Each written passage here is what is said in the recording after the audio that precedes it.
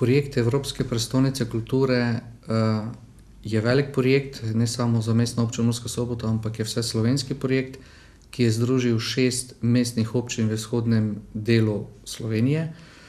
Ena od večjih prednosti tega projekta je, da so se kulturne inštitucije in pa ustvarjalci v teh 6 mestih med sabo povezali, da so skupaj načrtovali določene projekte, mrežne projekte. V sami Mestni občini Murska Sobota pa so kulturni ustvarjalci prišli na svoj račun, če lahko tako rečem, in seveda z svojimi projekti pripeljali v sredino, v našo sredino, domače in pa tudi evropsko znane in pa svetovno znane ustvarjalce na različnih področjih umetnosti. Tako smo v našo sredino prišli umetniki iz področij sodobnega plesa,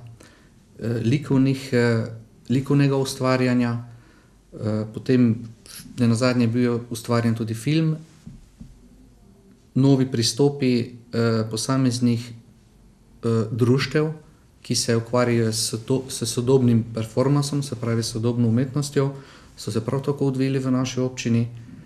Potem glasbeni sladokusci so prišli na svoj račun preko skupine Ala Fetiš. Mnogo se je dogajalo na področju pisane besede. Nekateri klasični projekti, ki smo jih v preteklosti izvajali, so bili tokrat nekoliko bogatejši, z večjimi eminentnejšimi gosti. Tudi posamezna tematika na področju pisane besede se je nekoliko bolj dodelala, obdelala.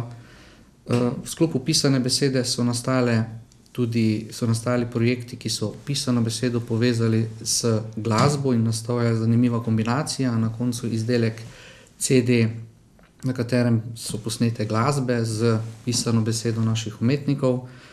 Nastali so novi romani. Dobili smo kot mesto nove skulpture, 4, kakor veste. S tem smo tudi bogatejši in te skulpture bodo še dolgo v prihodnosti kazale na to, da je Mestna občina Murska Sobota bila del projekta Evropske prestolnice kulture.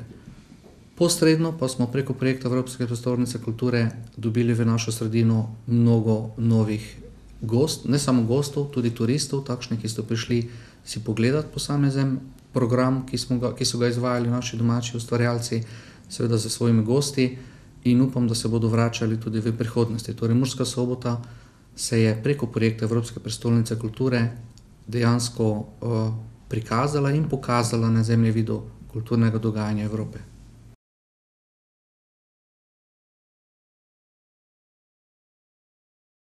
Skupna sredstva, ki so jih naši ustvarjalci, domači ustvarjalci, ki so se prijavili na ta projekt, potrebovali, da so svoje projekte izvedli, so nekako zaobjeti v znesek okrog 600 000 evrov, pri čemer seveda je nekaj prispevala država preko Evropske prestolnice kulture, torej javnega zavoda v Mariboru, večji del pa, oziroma vsaj 50%, pa tudi Mestna občina Murska Sobota. In če pogledamo, da se je povečalo število obiskov na področju turizma, je že ta podatek tega povečanega števila obiskov dober pokazatelj in pa tudi rezultat kulturnega ustvarjanja v naši sredini.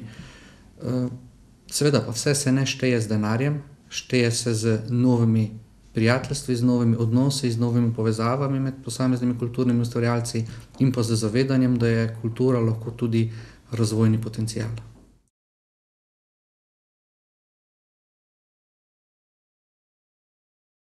Ko smo se odločali, ali bomo pristopili k temu projektu ali ne, smo seveda kontaktirali tudi naše kulturne ustvarjalce, tiste, ki delajo in živijo v naši sredini, tudi nekatere, ki ne živijo v naši sredini, in seveda takrat smo bili vsi enotnega mnenja, da je to za nas velika priložnost.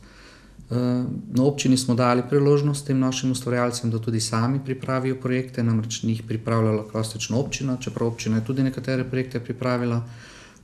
In ustvarjalci so zgrabili to priložnost, pripravili projekte, se prijavili na razpis Evropske prestolnice kulture, ki jo izvaja javni zavod EPK 2012 v Mariboru, in seveda programskega direktorja smo uspeli prepričati, da so zagotovili določena sredstva, da so se ti programi lahko tudi udejanjili. Tisto, kar mene veseli preko tega projekta Evropske prestolnice kulture v Murski Soboti, je to, da so se naši ustvarjalci še bolj angažirali, kot sicer so, in da so izkoristili to priložnost.